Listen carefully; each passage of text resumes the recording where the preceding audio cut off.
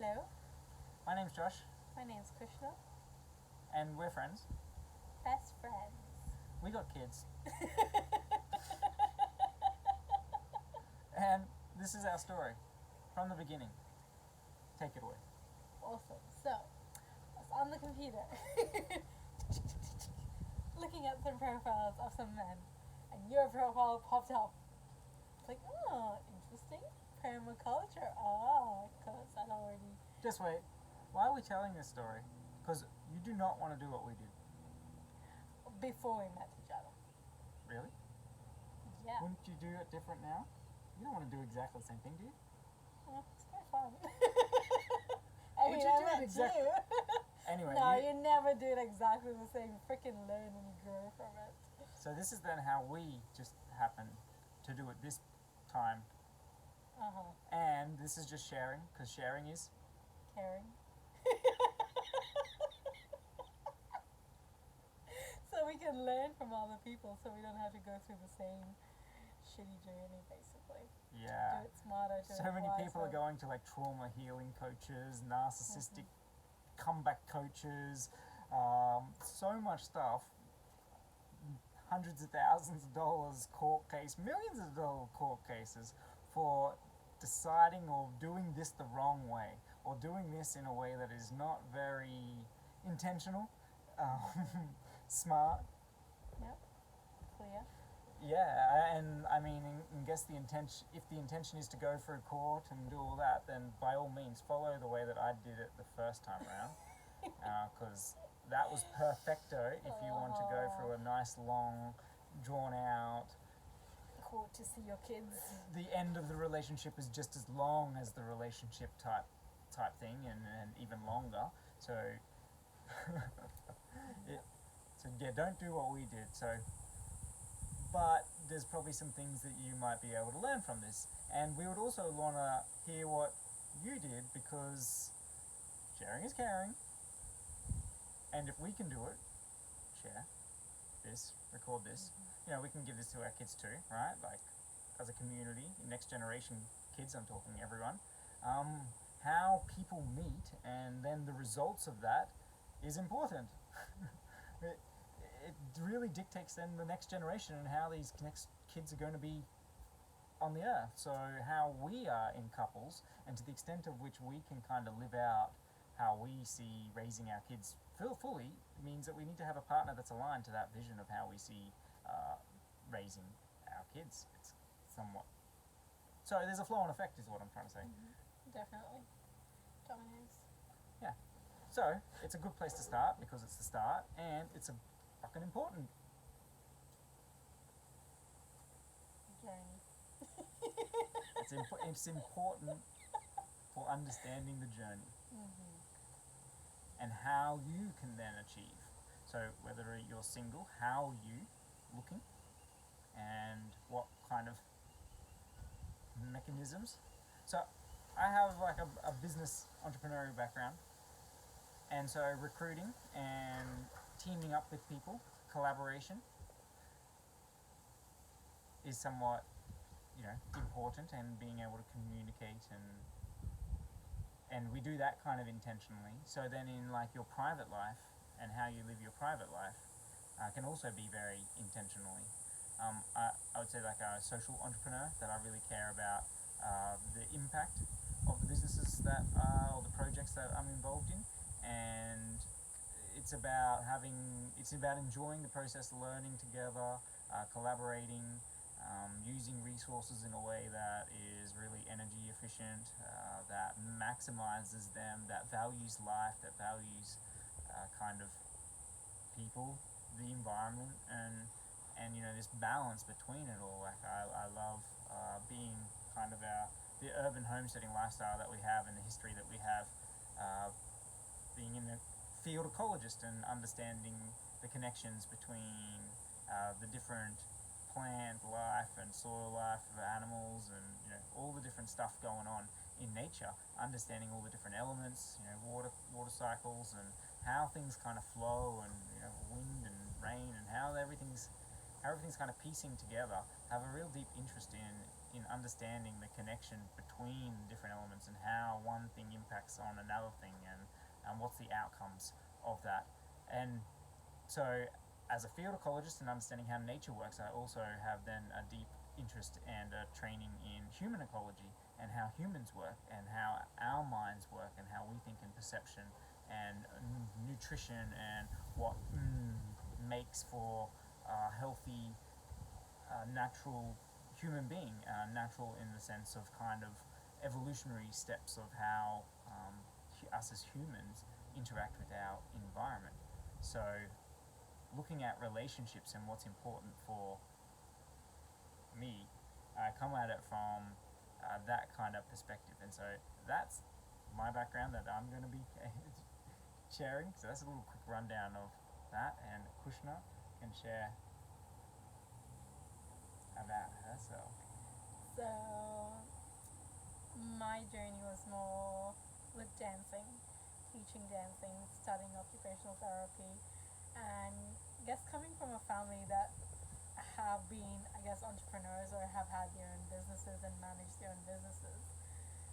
So having like selling stuff from my school desk, right, like stickers and stuff when we were in Kenya, to then selling stuff here in high school, etc. And then from there volunteering for different organizations, and then in that organization, then basically being employed by them to do like a dance OT mix for kids that were going through, various journeys. And I love dance and the mindfulness it brings in that moment, because nothing else matters in that moment. And so it was, for me, dance was pure bliss and joy, and that really helped me keep staying through my journey.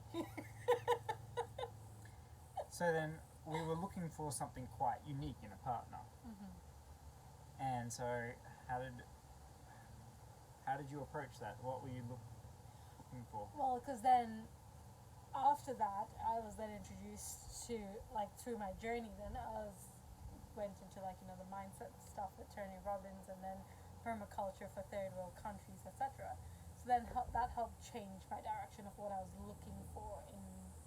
So what do you mean? So like working through limited mindsets and beliefs of the stuff you brought up in your culture, that you should marry someone from your culture, etc. Okay. So when did you do this?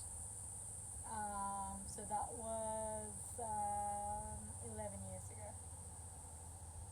Yeah. Regarding when I went to Tony Robbins, and then Cool. start of that. So because it's in the context, how old were you? So I'm turning 33 soon, so 22-ish. So early 20s. Mm-hmm. Very precise you are. Thank you, Kushna. You're welcome. Thank you very much. Yeah, so early 20s, you were interested in and understood that there could be value in learning about mindset and delving deeper into what that is. So what is mindset? The way you think about things and process things. Example, one person goes, "Oh wow, it's so sunny," and another goes, "Oh, it's so freaking hot, my goodness."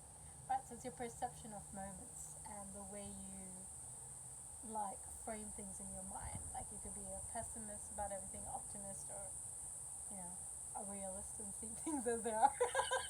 So it would have to do whether or not someone likes racing cars or not likes racing cars. Someone sees the world as every day is an opportunity, or every day is a burden. Exactly. Would have an impact.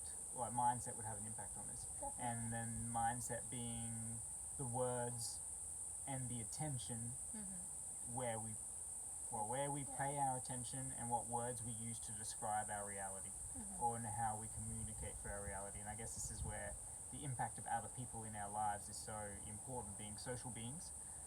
That how we talk and communicate with each other, if we're around other people that using certain words, often it's going to rub off on you, because your mind, when hearing these words, your subconscious, when hearing these words, have an impact. There's a neurology, there's a physical component to everything, right?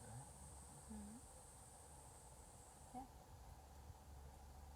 Well, that's in the definition. Everything would have a thing component to it. Reaction. Yeah. So like focused on smiling on the outside to then focusing on the opposite. So you were feeling that you were playing, you were acting.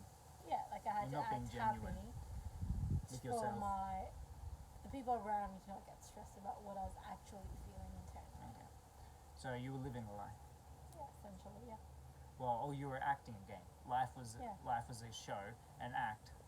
Yeah, like I feel I am a happy-go-lucky person. However, I feel like I didn't have the tools of support to get at that moment. I thought to get through that, so I felt like ending it would stop, and I wouldn't be a burden then on everyone around me, and the reason their life was not the way they wanted it to be, etc. Well, you go straight into the detail. Eh?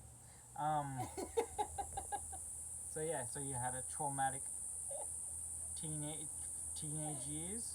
Yeah, like without my brothers there, etc. From having, like, so it's like, yeah. Anyway, Okay, we're going. we're going in circles. No, we're not going in circles. We're going It's just along. that you're going way too detailed Uh-huh. for where we need to go, which is amazing that you're willing Yeah. to share so much. But we need to talk about our beginnings, Uh-huh. and otherwise we're going to be here all day. And so Uh-huh. the fact that you had troubled teenage years that then led to understanding that mindset could help you make better decisions for your future, that could help you get clarity on your where you wanted to go, understanding your life, your purpose. Life was at one point meaningless, that the thought of not being here was comfortable for you and was becoming a habitual thought. And then the act of doing it was becoming more and more interesting. You paid more and more attention to it. Yeah. To the point of, did you try? Okay. So, then getting into Tony Robbins and working with kids and being in dance. So being really interested in the dance. So then, what did you had left your relationship? You had a previous relationship? You were in a Before relationship at the time? Oh no, when I went to Tony Robbins, I wasn't. But do you mean before? Yeah, you? so before us, your beginnings. So before you, I was in one, but then I'd left that one, so I was single for 6 months before I then started talking to you. Okay, so you've been single for 6 months? Yeah. And you had your profile up on dating sites? Oh no, just that one. So you put up on what site? The spiritual singles. You put it up on Spiritual Singles? Okay, and I put up a profile among a few others Okay. on Earth Planet Singles. Yeah. What else did you have it on? I had it on Plenty of Fish. Okay. I was in some Facebook groups, I feel, but I wasn't very active, or didn't really do anything much in those. What about Tinder or Bumble? Tinder, yes. Tinder was, I didn't really talk to anyone. Okay, Cupid, I don't think really was on. And there was another one. I forget the name of it, but it was another one that I was talking with a couple that I met a couple. Okay. I just forget the name of it. I don't even know if it's still around. I don't know. Yeah, so I was on a few different dating sites, and I'd been probably like, I don't know, like to have to break it down for when I left my relationship, my previous relationship. I have to go in and check out like dates and everything else, because keeping that at the forefront of the mind is not that interesting to me.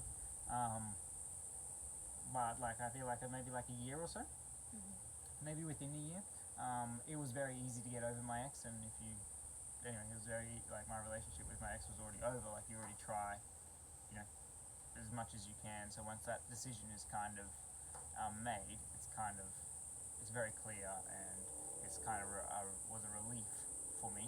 So it wasn't the fact of like, jumping back in, meeting, like I wanted to meet women, and also I didn't want the pressure. Like I wanted to meet, like, well, I was still young, and everything's relative. So, like, having fun meeting women, as in like, being more adventurous. I didn't want to like just because of that experience, or having having made like having this big lesson before me on how to meet people and how to engage with people, and because I felt at the end of my relationship that I had been very much confused and controlled in my relationship. So coming out of that, I wasn't afraid, and I pretty much wanted to delve straight back into meeting beautiful women. And I was like confident now. I was like, fuck, like the blinders had been taken off my eyes, and like I was getting more clarity on like the type of, you know, then like I really don't want to do that again. I don't want to have that experience again. So how can I not do that? And so it was very clear, like I need someone that can see truly how I want to live and can like live it with me. Like if I'm going to partner up with someone in this life, if I want like friends around me, if I want my intimate circle around me, I got to be really mindful of that and be somewhat like intentional, right? Be intentional about that. So I went out pretty soon after, so after a 7-year relationship or so, was very happy to meet, in terms of like start conversing and talking with people, but I didn't meet with many people at all. I basically just went out, took profile and chatted with I think like about half a dozen, and I think I met like 3, so you're one of 3 that I met. Okay. The one you couldn't shake off. Yeah, so I had 2 kids with my previous relationship. I had one. Yeah, so it wasn't just us. We had to be. Super mindful. We were parents. We are parents at this present point in time. And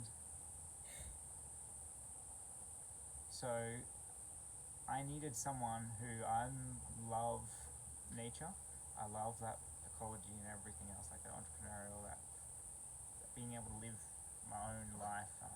I'd say like kind of anarchist in terms of wanting that personal responsibility. I love like I want that taking personal responsibility. If everyone takes that responsibility for themselves, then the world can be an amazing place. If everyone is truly stepping into what they can do and offering out what they can do because they want to do it, and they can see how that can shape the world in that slightly different way that kind of helps pull things together in a way that can have like this natural abundance. I like how life and nature is very abundant. I like the diversity. So really being someone that can go out into the food forest, out into the forest, out where wildlife is, someone who wants to go mountain biking, someone who wants to go running, someone who wants to like go leaping and running through the forest, right, and climbing trees and picking fruit and jumping in creeks, and like really get down to their human nature and not really shy away from it, really wants to experience it. I think kind of living that lie to yourself can cause so many issues in your life if you don't feel that you are living congruent. And so on my personal reflections, just a big kid. I'm just a human. That's right. And so it's this enjoyment and this sense of fulfillment in life comes from kind of just playing this game of life, and each moment just being able to consciously engage in that, and knowing that this moment is a passing moment and soon it will be over. So really embracing each moment and learning from nature around me, where how energy moves and flows, and my own energy, because it's very dependent on my energy, like how clear is my mind, like how focused am I, like the energy that I can bring to attention, the energy that I can bring to like digging, carrying, playing with my kids, connecting with my wife, like what kind of energy can I bring around impacts kind of the outcome of whatever I am involved in. So it's almost kind of the success of being able to create something and move on something, as opposed to always kind of going back to square one. I kind of like seeing this progression, seeing this development, seeing something unfold of greater than myself, and so that game is very interesting. And this is why I'm interested in social entrepreneurship, and I think food, forest, and wildlife and nature is absolutely so freaking amazing. So I need a partner that sees the world like that, and I'm just out there trying to talk with women and see where they're at and see what's single for a girl or another lady within kind of 3 years above, 3 years below me. What's their take on life? For me, being very much like, nah, that's how I want to live. Like I said, into permaculture and business from young. So this is how I want to live my life. So who wants to live their life like? Who's living their life like this? Essentially, not who do I want to drag in and convince that this is the right lifestyle. I don't really give a shit about that. I wanted someone who already living that lifestyle or already is so into this lifestyle that it's mutual, like that they're stepping it with me, that they're sharing it with me. I don't want to be holding anyone's hand through this without them holding it back. And so that's what I was looking for, but I wasn't expecting that I'd meet anyone anytime soon. There wasn't a time frame on this. It's just I was not committing to anything less. Or something. So, yeah, don't settle. Don't settle. That's what we kept telling you on the phone, and I kept saying it back. So, when I saw your profile on Planetary Singles, Spiritual Singles Conscious Network, Dating Network, then I saw your business was mentioned towards the end of it. Like, oh, okay, let's check his business out. Because, like, plants. And then I saw it was edible plants, medicinal, etc. I was like, okay, awesome. Like, this is getting more interesting. Then I scrolled down. And then I saw a few pictures, and then you were on there with a horse. And then I clicked on that photo with your tag name on it, which went to your profile that had the woofer that you were woofing with come up. Like, okay, and then checked your profile out a little bit, checked the photos. Didn't have any mutual friends, so I just clicked add a friend and waited 2-3 months for you to accept the friend request. So yeah, then in that time, so after I'd added you, I deleted my profile, and then with that gap of 2-3 months, I was like, oh, then I put the profile back on, because then I couldn't see your profile again, right, with not being on the network. And then you were still there, and then there was no one else new that had come into the network, so then I deleted it again. And so then when you messaged me, said, hey, and then said, hey, like, amazing day, blah, blah, blah, blah, blah, you're like, and I asked you if you had read Anastasia by Vladimir Magura, and you said yes. And I was like, okay, yes. Because I felt like that had changed the course of my life, gave me more clarity from where I was at that time. Mm-hmm. So this book kind of described a lifestyle or something for you? Yeah. Like, what did it mean? Like, well, it gave you clarity in it's what more way? like I was born in a city in Kenya, in Nairobi. And so you give it a short version. yeah, so it was more regarding how to authentically live for me. Like, instead of materialistic, it was like from is what is naturally provided what to did us. what did the book describe, or like as in? Yeah, how to live in harmony with nature. Okay, so it's a story. It's so much deeper than that, but for me, it resonated that the way I was living was not how I wanted to live, but I didn't know what other way to live that was around me, because everyone else was doing the same city nonsense, right? And so it kind of was like, there is a way to live that resonates, because I had started my own garden, veggie patch at the back, had got the hanging vertical gardens, and so kind of like opened your eyes to what could be possible. And like, so is it, do you take it as is it a real story? Is it a made up story? So it's a story of a lady living in the woods in Russia.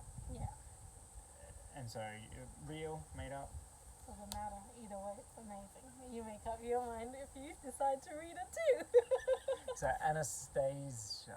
Yeah, by Vladimir McGregor, or the Reading Singers of Russia's what do you call? Not So the trilogy, Ring Seeders the of Russia. series. Okay, so look that Yeah. up. Or let us know if you've read that. Yeah, so at that stage I already had given birth to Aragon, so it was around 2-ish months when I started reading them. And it kind of was amazing because I'd given birth in that very natural home birth, etc. And so, Free Yeah. birth. free birth, yes. See? Yeah, so it was awesome that I had followed and like was stubborn with what I was clear on regarding that. Okay.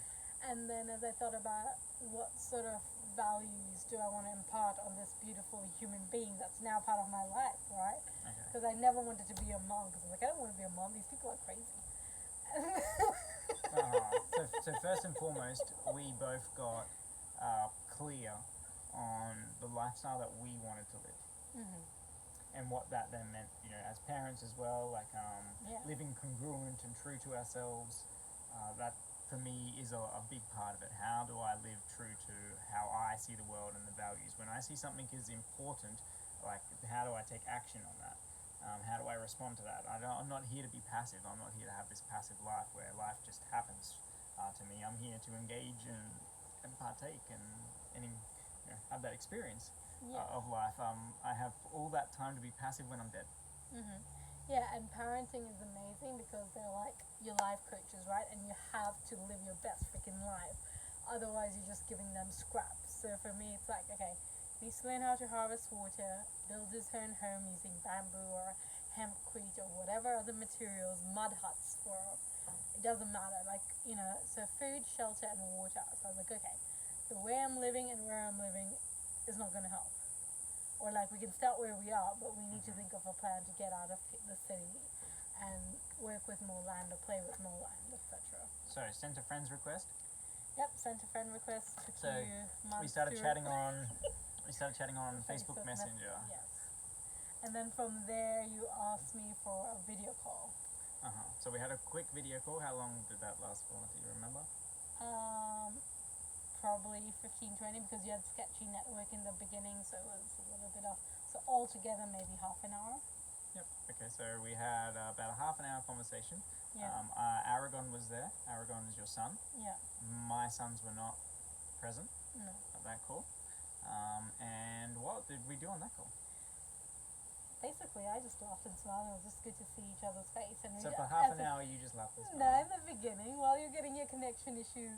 Oh my goodness, this is like 5.5 years back, 6 years back. So potentially, you started talking about your food forest and your sons, and then you talked a little bit to Aragon, I think. Said hey to him or whatever, and yeah, basically introduced ourselves and what we're doing and where. That's right, why we're broken up with our exes and where we are in life. Yeah. Okay. So we basically just did a quick little summaries of ourselves, like for half an hour. Is like kind of Interview. hello, I'm kind of these kind of labels. You're these kind of labels, and that's it. It manifests in this kind of way. This is what I mean by those kind of labels, by my experiences, and this is kind of what I'm doing now, and where I'm kind of wanting to, what I'm kind of working on, and why I'm doing what I'm doing at the moment. Yeah. And then after that, we didn't jump on any video calls. We were on the phone, and our phone conversations would last minimum 3 hours. So if he was online and he saw me and is like, nah, can't jump on the call today because I know it's going to take 3 hours and I need to complete this. But along that journey of 6 months and being on the phone for 3 hours was amazing because the hormones didn't come in. It wasn't like, because knowing each other as kids, you knew you were active. But like all that was good because then you're on the phone, so you're getting into more and more topics. Yeah, because once you have kids, as in the person knows that you have been active along your journey. So it's like sex. Yeah. Okay. So alright, so we met, friends request on Facebook. So dating profile connection to messenger communication to a video call on Messenger to then calling on our mobiles on a semi-regular basis. So how often did we start? My goodness, I'd have to look at phone logs. Just roughly. As in how often What's your did we memory? talk. What's your recollection?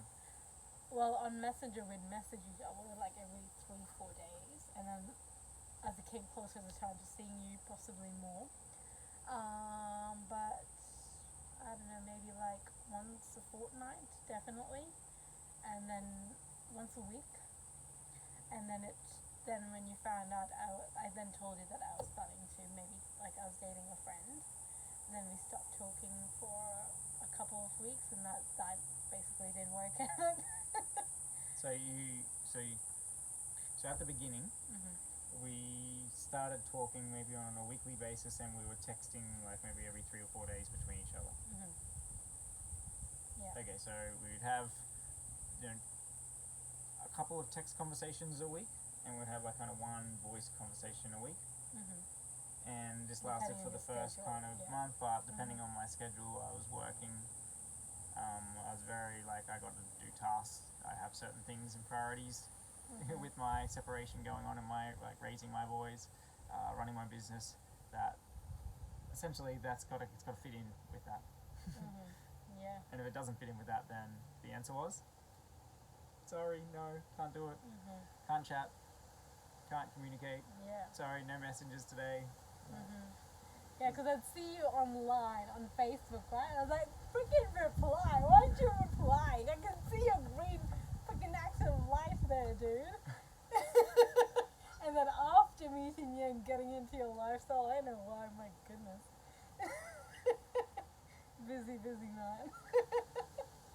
But yeah, so we were talking for 2 months. That's right. Because in December I tried to, towards the end of December, New Year, I started trying with my friend, and then that didn't work out. And then mid-January, around your birthday, then we Okay. started to, no, after your birthday, we started talking again or something like that. Yeah. So we, like friends request would have been then like, October. yeah, okay, October, then like November, December. So we were chatting by December, like New Year's. Mhm. So New Year's is like, hey, happy New Year's, because like as I was around New Year's that they said it, so it must be like a year from separation then for me, Okay. and because my separation was on Christmas Day. So then you're like the following year, so after a year. Yeah, because I met you just after you had signed your divorce papers, the way it had teed out when we met in person in May. Yeah, it was basically 17th, I think, was your divorce, something like that. And then I met you like on Mother's Day or something. So we chatted for the beginning part of January. Then you started dating a friend that you had, Yeah. and like went out on a few dates. What does that mean? That you had dates like with their friends? So expressed interest. They expressed interest of more than wanting to be friends, and so started to get to know each other, etc. And then it was just felt one-sided, kind of. So then we stopped talking. Mhm. Well, you stopped talking to So me. as in you were busy with your friend, no? You had more time, or how did that look like? Did you ask me questions like what? You kind of just then stopped messaging and calling after that. When I told you that, when I So told did you on you the phone still about it. like? Did you ask me questions and I didn't respond? Like what happened there? So you wouldn't send your good mornings anymore. What? Okay. Yeah. And you didn't do your weekly calls anymore. So I didn't do weekly calls anymore. Yeah. Did you ask for them? Did you ask for them? Like, why didn't you message me this morning? Did you say anything? Did you message I don't anything? know. I think I didn't really get responses, and then I called you after we broke up, and we had a good laugh about that whole scenario of my love being too much, and then we reconnected. Because she's very full on. I'm full on. When I love, I love. Got multiple calls saying, "Oh, you're so wonderful." I was like, yes, so am. As we all are. So, started chatting again in more February. January, February, yeah. And then March I went to Sydney. No, sorry, April for Aaron's third birthday. April went down to Sydney where your Yeah. family is. Yeah. And then And then so you in May? May. Yeah, because I know our anniversary is in May.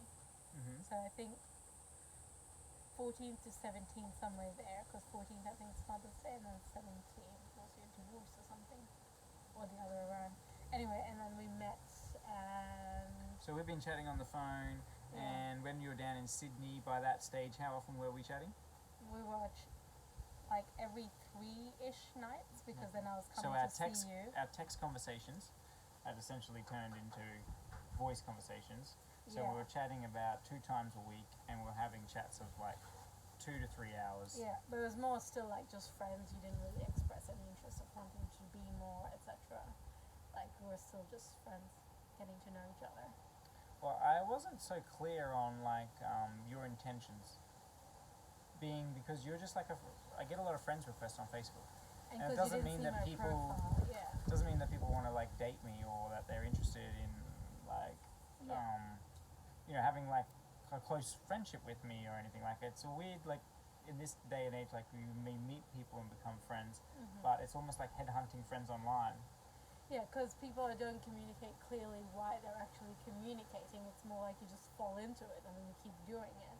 Same with friendships, right? It's not like, hey, let's try this for like, as you were saying yesterday, let's try this for 3 months as friends. Let's meet up once a week and see how it goes. Like we love dancing together, so let's every week meet up and dance together or whatever, right? Like we don't really have any of that training or that communication to Put some say, skin in the game.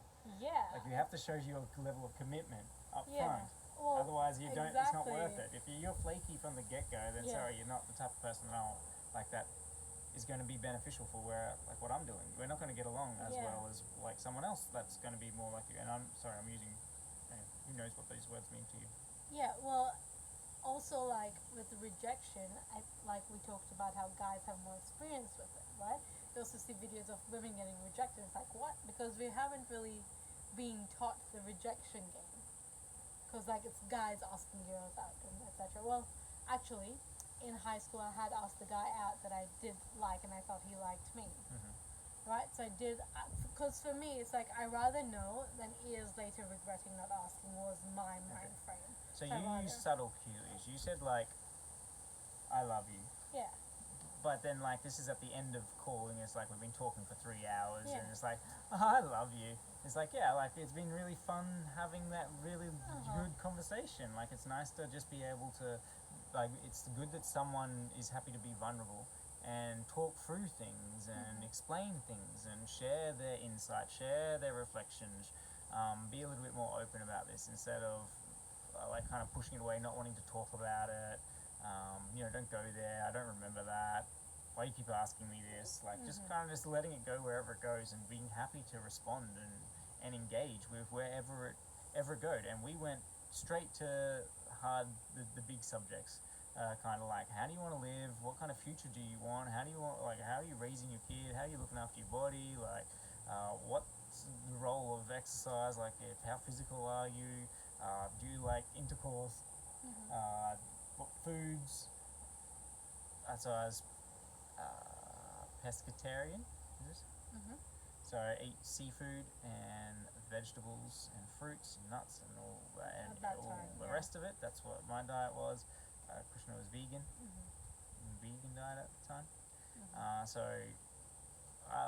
in this 6 months, it was really right. I feel like it didn't get along. If we didn't like talking at any point, how easy is it just to kind of cut it and just not have big conversations, right? Like it's we're like over 100 k's away or around 100 k's away. I'm like in between. Yeah, like 100. Oh, that's right, because then I'd also come here for the silent meditation up at Pomona.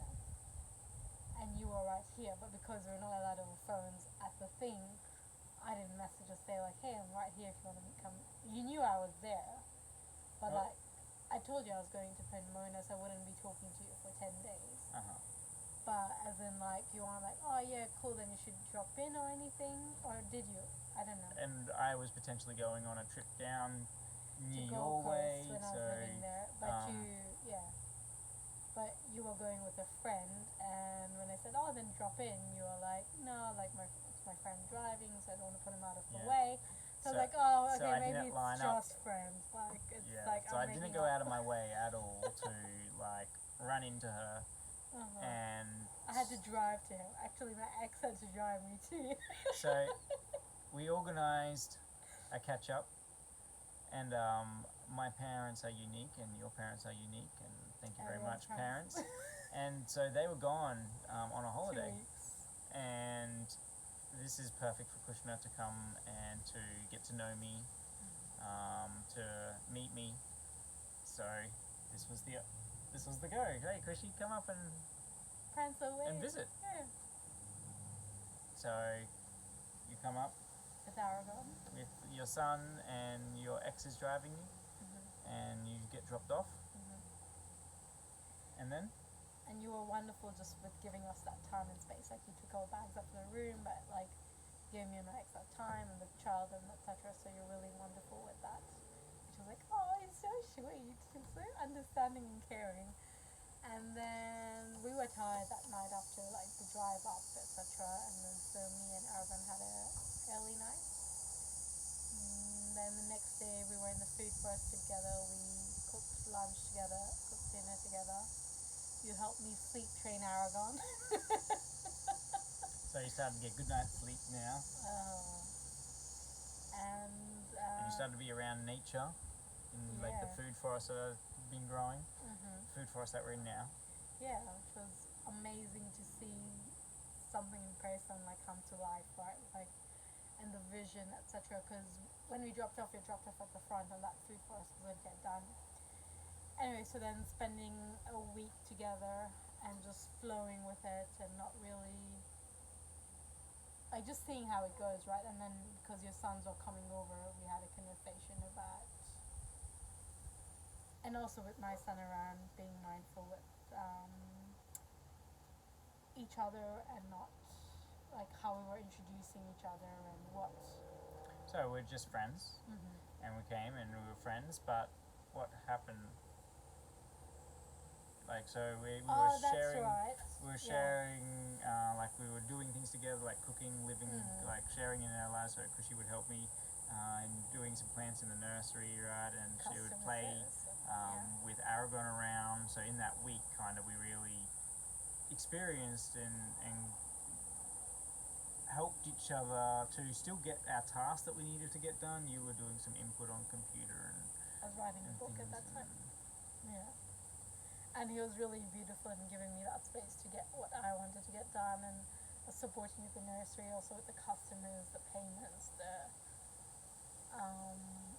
all of that side of things. And I guess the main thing for you was to see that I was authentic, because we'd both met people that acted like they wanted a homestaying lifestyle but didn't. It was more just to ensnare or entrap or capture, whatever word you want to insert there. So I think it was more just seeing if the other person was actually genuine. Well, for you more so. For me, I liked your clarity and direction with what you were doing with your life and how you were living it and how intentional it was. And so that gave me that, like, it was like being able to breathe, like it was kind of like having a co-parent without you being his co-parent. As when you were helping with parenting and seeing, like when you date someone without kids and when you date someone that has had kids, all those little things. Like I remember the next day we were going to go pick up one of your nephews, and you'd already had Aragon buckled in the car, ready to go. And other moments where I'd already thought about the snacks, the water, and like all the stuff that was for me, it was everything on me to do. Like make sure they closed, So all these little things of you like having him already in the car. So I came into the car and I sat down. I was like, oh, he's already buckled. Oh, sweet. Okay, cool. Like, so buckled in, went and got your nephew, and then they were playing together, and Aragon was enjoying the sandpit. And then you proposed, which I love. Like this was like the biggest game changer for me of why this relationship was so special and amazing and different from every other one where you're just dating and any moment it can stop and you don't have a leg to stand on, etc. So in this one you proposed the wonderful ear commitment, which I thought he was proposing. Well, he was proposing an ear engagement in the sense of to see how we go in every year to renew it. So for me, I only wanted to be married once, and I was like, we're doing this, so we're doing this kind of thing. So it's in hindsight that we talked about then what was going in each of our minds and what actually transpired, etc. But yeah, like you committing to me and me having a kid and you having kids for an year was amazing because like cool, I have an year, we can like I could breathe into this relationship. You know, in the beginning of the relationship, you're not always 100% because you're like slowly like putting your toes in to see how this person is, etc. You don't want to say too much or do like it's kind of like I call it the good girl syndrome, where you're just trying to figure it out, so you're not being 100% freaking authentic. So in that year, covering your ass. You're in Yeah. a new situation with a new person. 'Cause If if they're you not be safe, totally yeah. open and like just like starts like it's not appropriate to just go Yeah. and start sharing all the stuff. But to build a good, long, trusting relationship, like things need to be shared. Exactly. So I think like I've never heard anyone proposing this year. Well, not in my dating history. So I was going nuts, right? Nuts in the membrane. No, I felt it was amazing because it's like because if I did try it with you, right? Because it wasn't then I was going from Gold Coast to Sunny Coast. Like I was there with you. Well, in my perception, which then later was like no, like I was gonna go back and forth, right? And I was like, now that I found you, there's no freaking way I want to go back to Gold Coast, like and the food forest and the sunset, like what? So it transpired really quickly, and So within a week, we've committed. Yeah. So we've Of gone seeing each from other, chatting on the phone for 6 months yeah. to seeing each other in person For a week. for about a week, Mhm. just under, I think maybe 5 days. I think maybe you came on a Monday or a Sunday I afternoon. came on a Saturday, Mother's Day, I think. Okay, and then like this was by Friday. Then Friday we committed then that, and we worked out we would do 12 months in working together as being like kind of good friends that would support each other, like life partners, and how would that look? But coming at it then from very much individualistic, anarchist kind of point of view, so like a very freeing and open relationship without control. I come from very what I might perceive to be a controlling relationship before. I definitely don't want that. I don't think that people thrive under those relationships. I feel that both people empowered together and like working off each other and growing together, learning to be wrong together, being ignorant together, playing the game, laughing together, just is really where I want to be and what I like doing. So having then a year, like the dating someone or not, like Krishna came very full on. Yeah, like Krishna's beautiful. Force of nature. No, so like coming and like really being open, willing to be vulnerable, was really attractive. While your questioning, like your willingness to learn, was really beautiful. You love when I answered questions. Yeah, like not walking away from situations. And so I wanted to have like a conflict and I wanted to have disagreements and I wanted to find out where our friction points were as fast as possible. What's all the big stuff? What's all the friction points? Where do we disagree? Why do we disagree? Is that workable? Like, so I went straight for kind of Jugular. yeah, go for it. Which is good, as we talked about with friends and stuff. The quicker you have that, you can see if the person actually is a lifer or not. So in person, I was validating what you said on the phone and what that then, my perception of what that person would be like in the flesh and how would they respond in certain situations and how would that perception work out with me and where I want to live and how I want to live and how I want my sons to be around. And I needed an open-minded person who was forever growing, who was always willing to be in amazement. Yeah. Welcome, Kushna. Like this beautiful, innocent girl lady just coming in and just like being so supportive, being so caring, being so loving. I got an infection. She was like looking after me. She was a part of involving herself in my business. She was helping just make my life easier. I know that she was doing this out of a lot of giving, so I was challenging her to is this what you want, and how does that look in your life, and don't just come under me, like you need to be your own independent person.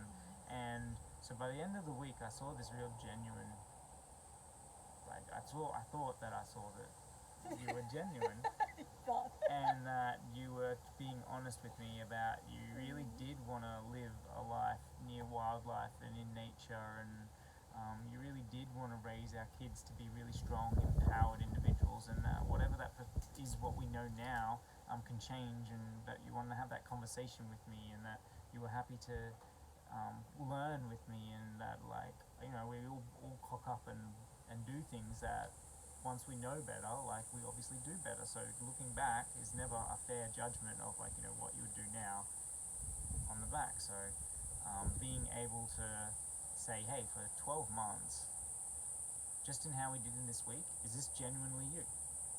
Yes. Well, if this is genuinely you, this is kind of cool. Like, I could live like this. Like, essentially, you were coming in and fitting like a glove. Like, you weren't really taking away from my life or making it, I didn't really have to spend any more energy. It's not like we went out of our way to do anything.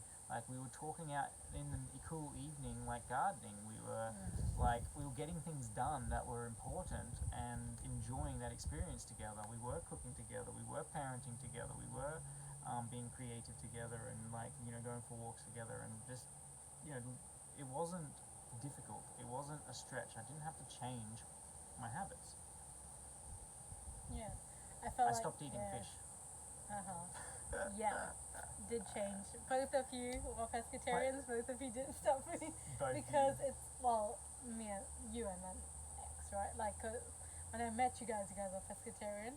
So by me the time and I was Krishna's done with ex were both pescatarian when she met, and by after meeting her. So it's not that I didn't force it on you. It's just complete freedom in this, and it was be living authentic, and I believe in living authentic, and if I get proved wrong against in a way that's practical and that I can do. Everything's relative, everyone's situation is different. What's suitable for one person is not going to be suitable for another person, but within our capacity, within our ability, within our desire, being able to live in a way that helps support human growth and consciousness of a diverse living planet is very, very important and close to my heart. Yeah. And your heart, I feel. Definitely. And then I guess with us playing in the kitchen together, you saw different ways I was using lentils and how I was prepping food, etc. And you're like, oh, okay, cool. And so, yeah. So then Krishna was like, marriage. Like, what do you feel about marriage and stuff like that? Oh, yeah, when you asked about the ear thing. And marriage is a commitment of more than just writing it down on paper, or more than just like saying it in front of family and friends, or more than just a church wedding, an Indian wedding, whatever it is, constitution, whatever that ceremony, whatever that day, whatever that week, whatever that is, that's not what I was talking about. When we talked about marriage, I was being very clear with Krishna that aspect was not so important. If it made sense to, if it was functional, I'm very much functional beauty. Like when things are ticking along and like that energy flow is beautiful. Like that's beautiful. Yeah. That's what I think is. Yeah. So I love seeing that. And so for me, the marriage came about two people being able to fit together in their lives and get a better outcome than if they were alone. And that's what we were kind of doing. By fitting as a glove, she was softening. So the ball was I still was having to catch, but she was the mitt now. I had a mitt. And so I was able to catch it and it was soft. She just helped dampen. Like I'm a pretty passionate person, and that drives me to do a lot that I'm doing. And a lot that I'm doing is I challenge myself. And then how I take that and how I move forward with these challenges. And Krishna really helped show me different ways, and just being really gentle and patient with me.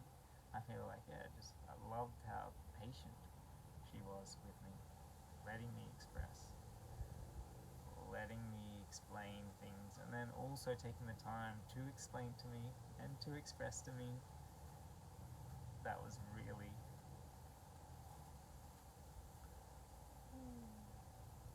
And we ended up like agreeing or mutually disagreeing, and that was kind of fine. And so then, we had kids, and this is no game. Well, it is a game and it isn't a game. So how do we have a game without it being a game? How do we take this seriously and be good role models? How do we have fun at the same time and have good social interactions and relationships? How do we support each other on getting done what we need to get done, so that we're putting in the groundwork now so that our future is also as fruitful and as possible? All these kind of combinations. And I was saying, well, I'm not marrying you. And that was something I had to get over, because you had already been married and you had had the ceremony, etc., and I hadn't. And then I had to get over the brainwashing, right, that comes with it since you're a little girl, of oh, he's gonna be a husband, well, and now it was husband, it was not boyfriend, it was that guy is gonna be, but they would play around with it. And definitely not we're friends. You don't Yeah, as in my goodness, just the amount of freaking brainwashing and all that to get through. And also, I loved that you did express, so I knew what was going on in his mind. So when something else happened, it was it's coming from this. So we were able to reflect each other and hold each other accountable. Like with my dance video, you're cool, well, you need to book in what time you want me to video it. So then I had that time to, that week, to do the steps, to then on that day have all the music and everything ready for you to be able to record it. So I felt like we held each other more accountable, and we were both over giving to other people that didn't really care.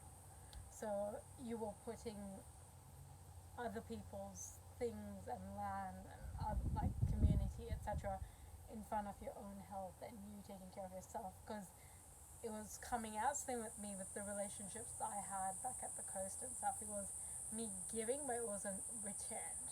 So I just kept giving, because of everyone's nice, blah blah blah. So being naive of different people's intentions, and So being in a relationship that we were able to get our shit done in a fun, exciting way, where we all felt energized, and we constantly just kind of wanted to come back. So even when we're chilling together. When we're playing together. When we were able to enjoy things. It wasn't like a headache being around really each other. nice. It was like a rubber band. We kept springing back to each other. Exactly. Where Krishna would pop up and do her work in the garden. Also, it's oh, Krishna, you're working over here. I'll find an excuse to be around. Yeah, I tell Josh, I feel like I'm being a puppy sometimes. I still do it. Is that he'll be working the garden and I'm around him, and he's no, I like that. And so that was different. Two areas cool. together, and we focus on. Yeah, and that was really cool to have a best friend, and that was what felt over time, right? You express that. This is what marriage is, when two become one, and that. So I was raised with biblical and Bible stories and all that kind of tradition. So there's this. Marriage is when two flesh become one. And so, kind of living that was oh, fuck yeah. Yeah, it's cool to have your best friend that's also crazy. Yeah, wake up and it's Cushy, yay! Yeah, so that was really cool to have someone. Except for now, it's more calm and just appreciating Cushy's still here. No, you get high for two still. No. Take advantage of you while you're here. We could die at any moment. Exactly. She's here, cuddle her, kiss her. Yeah. I never thought that I would experience this kind of love in this lifetime.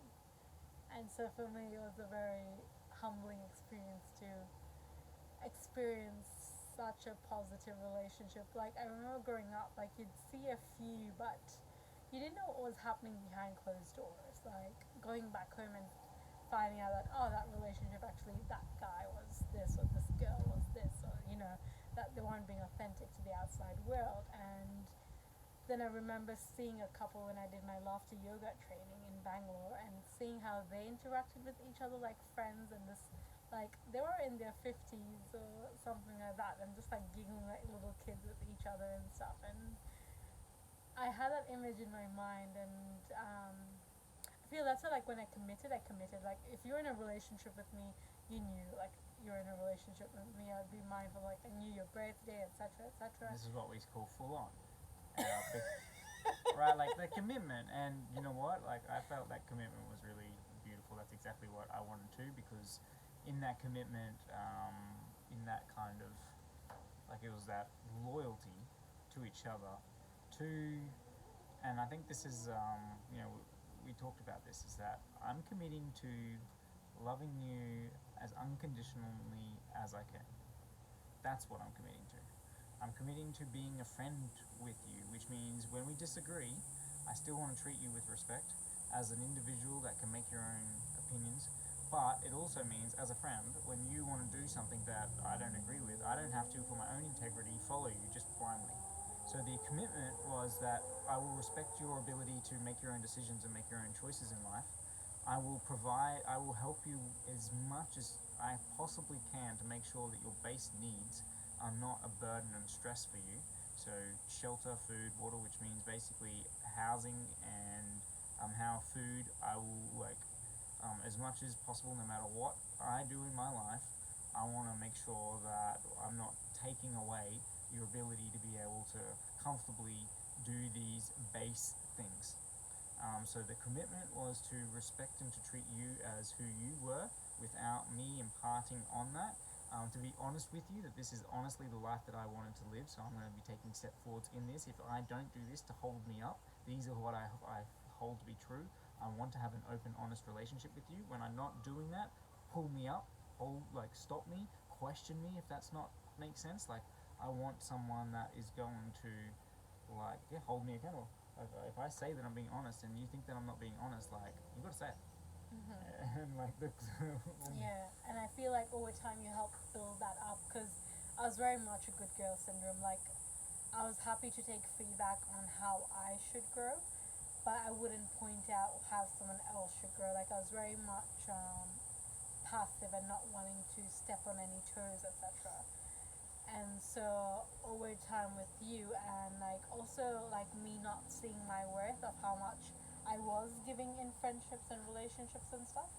So then the other word could be like being a doormat, right? And then so you help me build that up and see myself more clearly, because having that positive reinforcement or having that acknowledgement of gratitude of the different things I was doing or being, like, because then essentially I went from taking care like of one kid and you from two, to then us having to co-parent three, and everything that entailed, etc. So there was massive layers of, because when you become a parent, it's like it's a new identity plus having to cope with and breastfeeding or sleep and all that. There's different responsibilities. Stuff. Yeah. Being there's a baby crying out in the middle of the night, what are you going to do?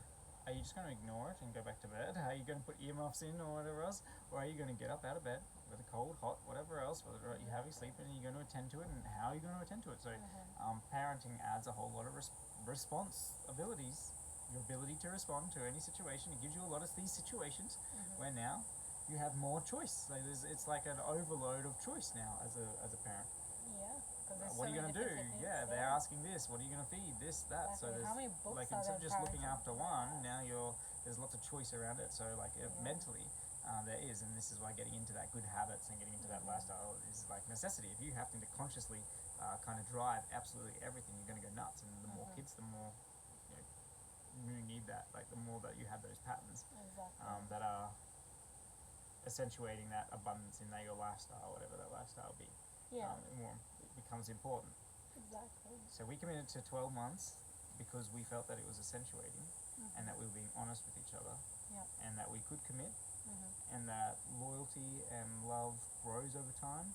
We want to grow old together and still love each other no matter what that looks like in terms of our sexual relationship, no matter what that looks like in terms of our parent, like how we're parented. It's that willingness to keep coming back, keep communicating, and resolve our shit, and basically be willing to smell our own shit and be honest about it. I know. Yeah. That's fundamental. Yeah, I feel like how clear you are in communication was really refreshing to me. So I didn't feel like I didn't know where I stood in the relationship. I feel like in a lot of my previous relationships, I didn't know where I stood. I didn't know where, like, because where I was brought up, you were dating for marriage, which isn't essentially what this new culture was for. So I feel like I went into it maybe naive, like thinking like, cool, we're dating for marriage, right? So that type of commitment, whereas everyone was going in for different reasons, but that was not communicated.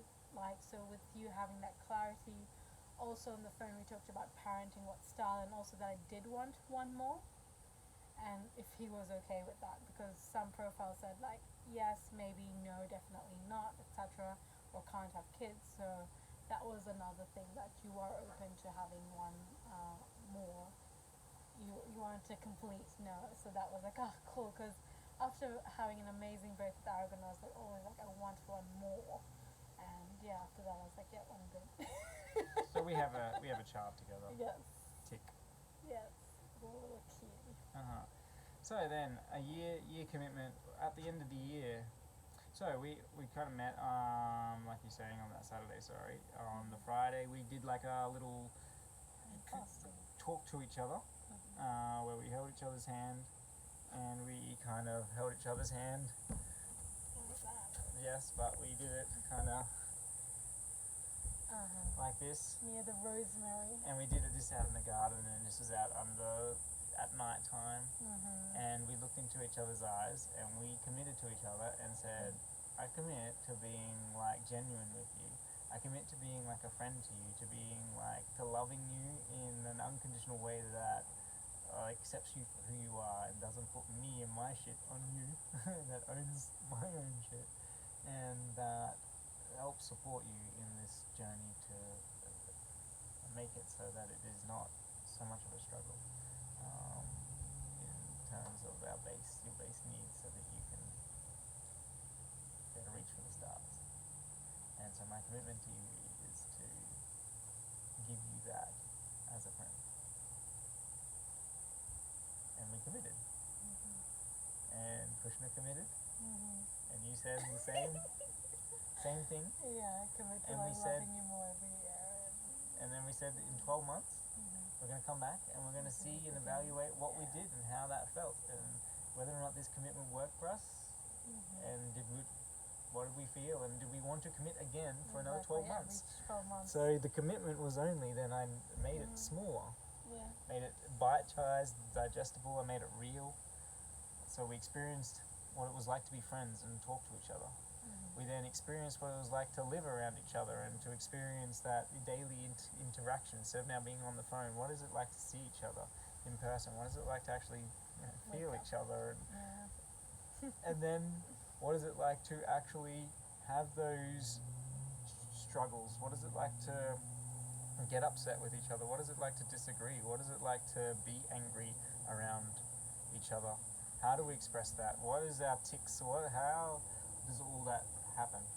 And so we wanted to see that, and until that was sought, because it's a beautiful experience chatting and getting to know you, and it's a beautiful experience hanging out with you and having you around in my daily life. And how would this look moving forward, and how could we build a future, and what kind of future would we build together? Let's try building a future together and see now how that looks.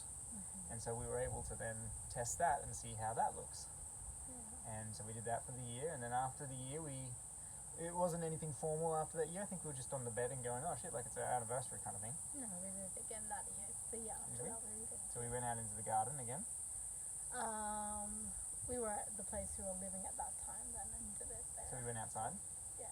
And we said again that we commit again for another 12 months to... At that point we were like hook, line, sinkers. Because then we moved out to no place together, and I'd moved from Gold Coast, so my belongings here before that. Yeah, well, we'd been together for 12 months. Yeah. We've been friends for 6 months prior to that, so it's now going 18 months, and it's like, okay, do you want to commit to another 12 months? Like, okay, cool, well, yes. Well, at that time, because of all the court cases with your ex, it felt like for me, because there was just so much pressure on us not being together. I kind of raised like, So we had a relationship forged by fire, is what I describe it. With my ex fire. and the court cases that we had, I've had DV case against me. Kushna had DV case against her. Kushna had common assault case against her. We had family court cases with me, and I had Child Protective Services investigate, police investigate. You know, you name it, Rangers investigations. So it was a high pressure situation that Kushna was stepping into.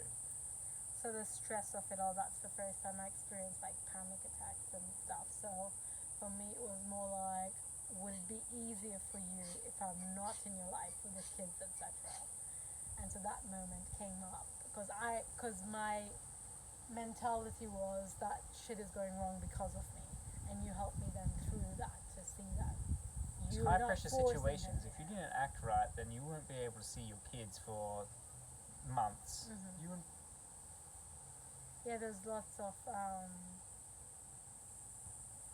not having to deal with the sort of people that were in it to destroy people's lives. And I guess I was just really naive in a lot of people and stuff, which hopefully I've grown smarter from. But yeah, at that point, there's real life consequences. Not allowing to, having to quit working, quit going down a career path, options closing off because of real life decisions, fines that you have to pay, and that means energy that you have to give off elsewhere. Instead of building your future of your family, now you're giving it off to state, and every month being at court date and court date. Having to compile and document and share that, and then relive experiences over and over and over and over where you're again. the victim, but you're treated like you are not, and the other person is. Playing with perception, and so we tried to get into this relationship very consciously, very intentionally, and because of what I had going on in my life, only the right, as in, it's not going to be fair.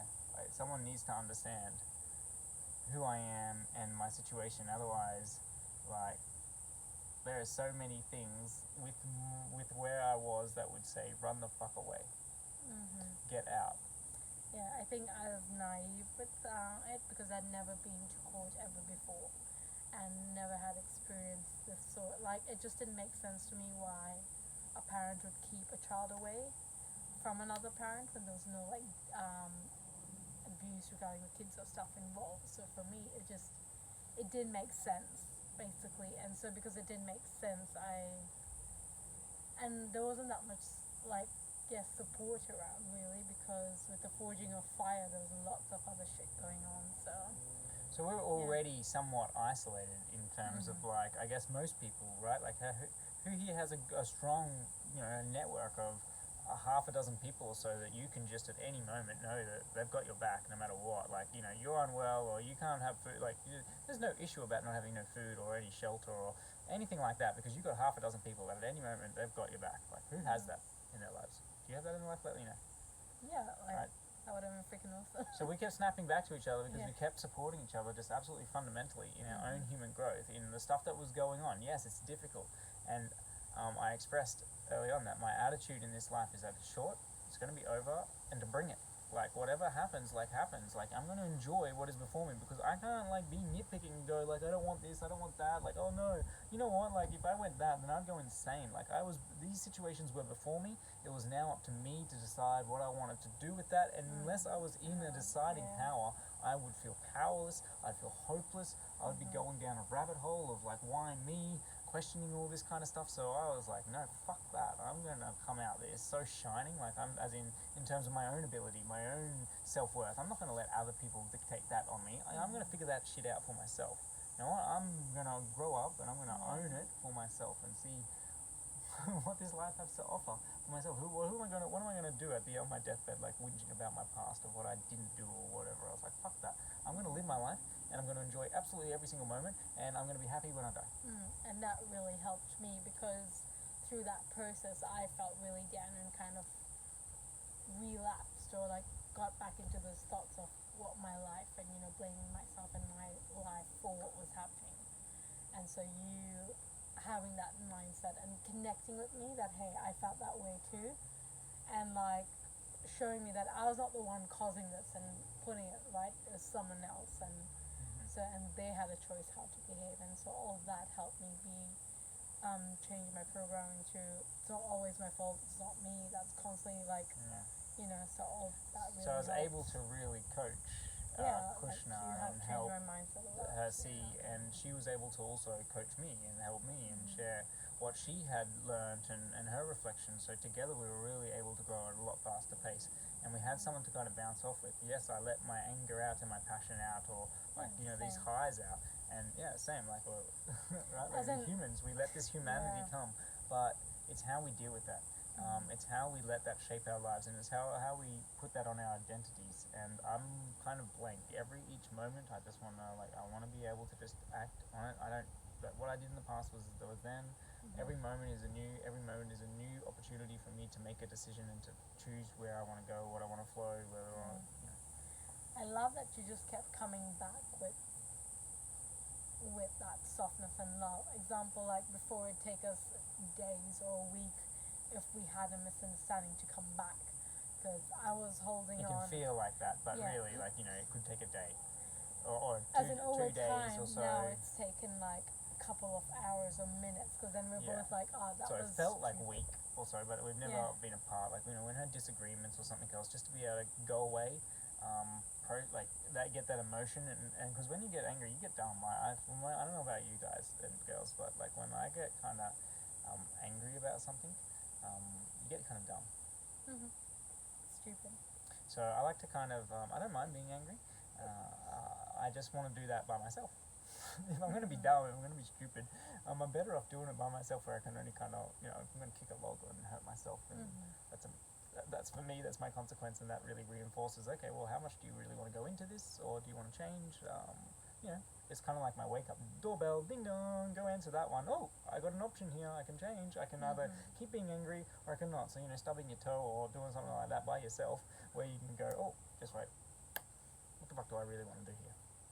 Like, is having this disagreement, is this really something that's important? Yeah, is it fruitful, like for us to be upset at each other for something that was like a word of misunderstanding? Oh my goodness, like it was just ridiculous stuff, like that, you'd perceive something differently, I'd perceive it differently. Yeah, it's like, fine, you can perceive it however the fuck you want, I don't care, but like, you know what, it's amazing that we can like cook dinner together, and that we can play with the kids, and that we can live this, like, I love your loyalty of always like that thing of us having each other's back, and for me of having people like leave in the moment that there's any like discomfort, right? This was like, and we've had our moments too, like, believe us, we're how many years in? You say 6 years? 5.5, well, 6 knowing each other. Yeah, and so in this time, Kushna's go-to thing has been, when we have disagreements, fine, then we're over. So it hasn't been just, you've done it a couple of times too, but like for me it was so ingrained. I've done it as well, and we've even, when Kushna does it, I unfriend her. And of even just last year, I told all my family that we're all over.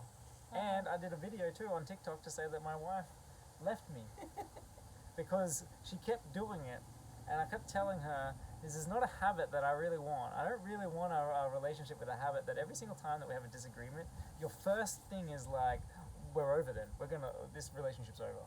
It's like, it doesn't really ring true to what we committed to or what we really want, is it? Like, I don't feel you're being authentic, so I call her out on this and say, I don't feel you're being really authentic here. And I mean, you can do it if you want, but if you do that, then I'm going to do this. I'm going to unfriend you, and I'm going to call you out on it because you made a commitment to me. Damn it! Like, unless I'm doing something like really horrible, then come and talk to me.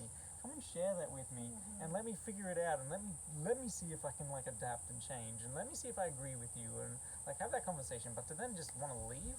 So in reflection, it was because my first 2 relationships I was in, is that because of the cheating, anytime that I said that I was leaving, they would, do this 360 change of commitment and attention and shit, right? So it's something that had worked in the past, but obviously Josh hasn't cheated, etc. And it wasn't a freaking. And it don't work on me. You don't just go, hey, this is over. Yeah, right. Like, fuck off. And all our conversations just nothing, and everything that we've done together is just nothing. No, Like, I'm growing old with you. Whether you want it or not. Yeah, it was just that abandonment, right? Like, is Well, it not like really. I don't even know if I'm growing old with you. I don't want to. There's no pressure of You're anything. stuck I'm with me, but enjoying what we have when we have it. So for me, it was the freedom of what we have, and also then when those moments came, and it was kind of like, no, I'm still gonna be with you. I want to be with you. Reinforced then more and more like, no, he is committed. He does want to be with me. He doesn't want to just leave. So it was that So my fighting for me kind of thing. stubbornness of like, you know what? This is. I actually care about this. You might not care about this at this particular point in time, but Yeah. if that's the case, or if it's not just at this point in time, if it is for longer than just point in time, you owe me the explanation. Yeah. You owe me what has changed. You owe me the reflection. You owe Why me the can't we lessons change learned. this, et You cetera? owe me what you're looking for instead. You owe me the breakdown, and I owe you the ability to also share with you my. Like we gotta if we're gonna be Yeah. ending this, or we're gonna be talking, this has to come out. Like we gotta talk about this. It's gonna be a long unraveling. Well, it's not just, it can't just be like know, just a it's short like you thing. got Like we kids got and into this everything being much involved, more so it's very meaningful, and clear. that like we were Yeah. talking and being friends. If all of a sudden we don't want to talk anymore and it's just over like that, and we don't feel safe around each other, why? That needs to be looked Yes, into. yeah. What happened there? Yeah. Right? Because if I did something like, I don't want my relationships just to like, you know, do all this and then all of a sudden crash and burn. I'm like, I don't want that. I need to know what the fuck I did. Yeah, it was like jumping Or- off a plane without a parachute, and both of us then giving each other parachutes and helping each other see like, no, it's not the end, it's okay, you're just feeling this way because of blah blah blah, and supporting each other to see that that wasn't the case. So when he did it, I would support him like, no, it's alright, what's going on with you, blah blah blah. Vice versa, giving each other space and time till I'm they were very able to aware talk. at the beginning that the habit of using that goes bigger and bigger and bigger, and every single time, and more that you do something, the more it gets programmed forefront, into yeah. being an easy option for you to do. Ah, hello, Ishi. So that's been the 12-month commitment, and that's a cool way that we found to get to know each other and to build our relationship, and who knows where it is from here. We're having fun, and I got you well, correct. and so how did you meet your partner, or how are you looking for a partner, or how are you meeting friends? This could even go for business. How are you recruiting in business? This is of a minion that we had together. How are you intentionally putting the people around you in life Uh-huh. for the life that you want to live? And are you living an intentional life? So I think I want to talk about intentional living, and I'll put my perspective of trying to live a holistic life. And a holistic life means, like, I'm not so much about like optimal health. There's lots of things that I could do to like probably improve my health. I'm about optimal kind of fulfillment in sense of like living true to yourself. And so I don't really mind like living a shorter life and having like, it's just kind of, it's not the length of the life. It's not anything particular. It's not like that I want a short life or a long life or anything. It's just it's somewhat detachment from that ideas that's really important, and it's more focused on each and every day, each and every moment, and how much can I get into that. And the more that I can get into each and every day, each and every moment, the more that the longer term, the shorter term, or whatever else will sort itself out and be okay. Live your life. Yeah. Live. So then I'm happy to do things kind of somewhat different and think about it for myself and act. And some people get scared and are nervous, and they don't do that.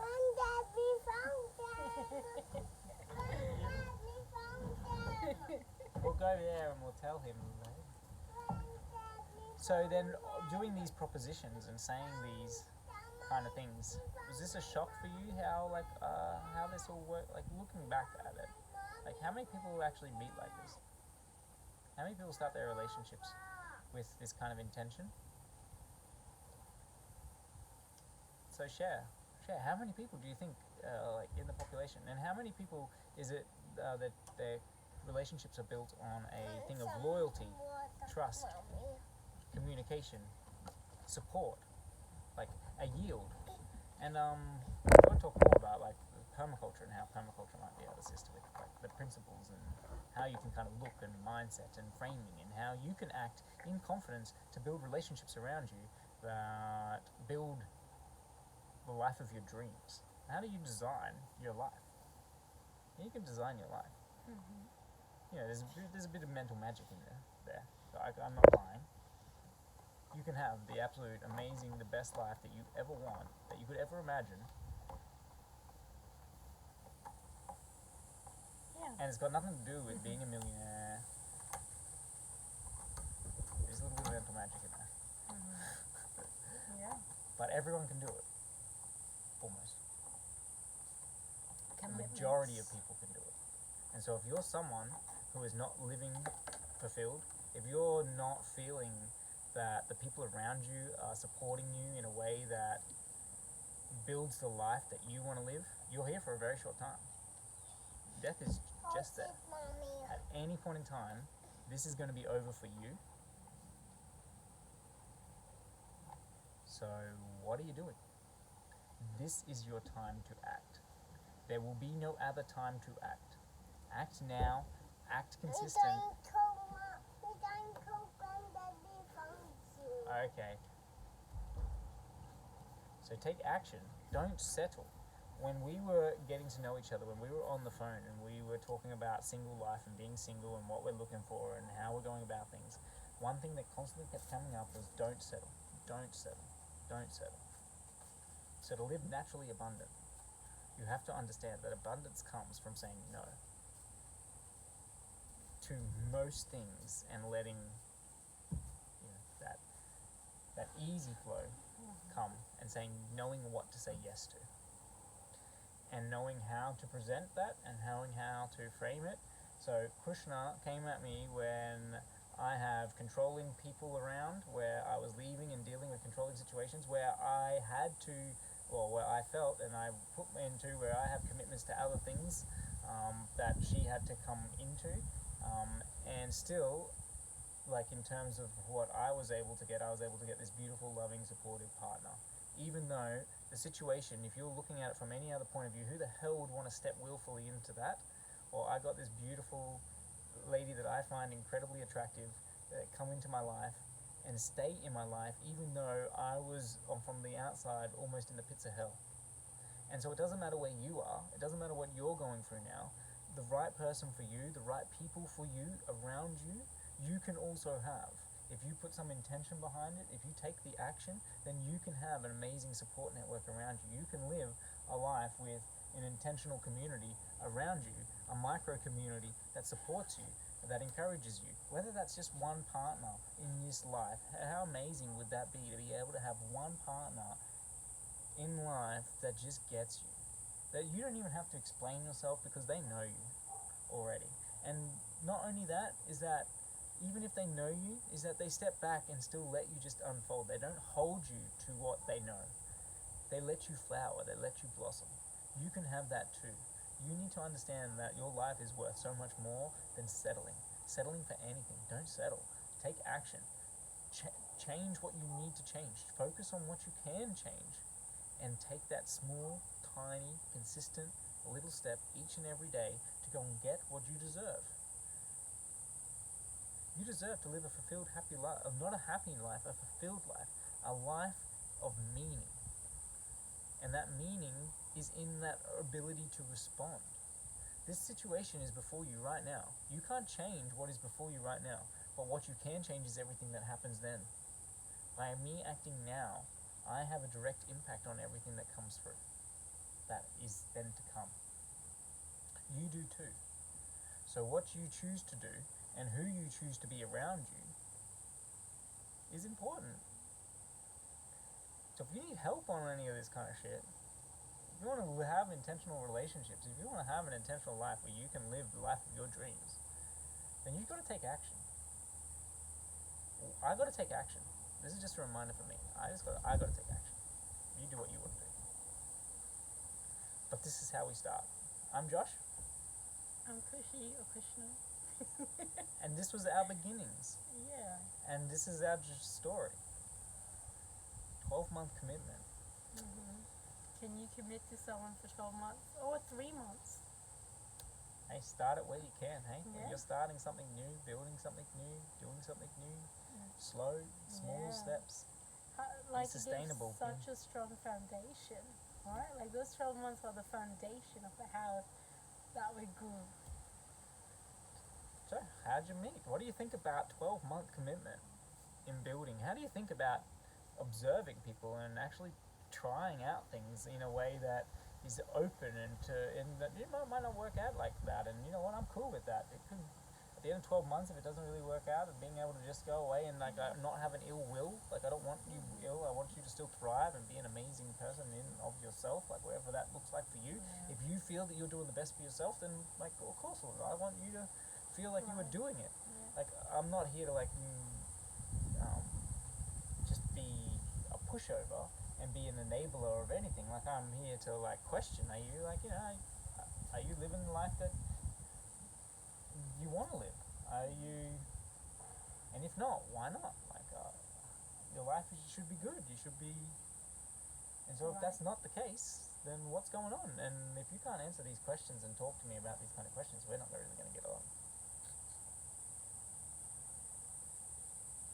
Gotta ask more than how's the weather. So, thank you for listening.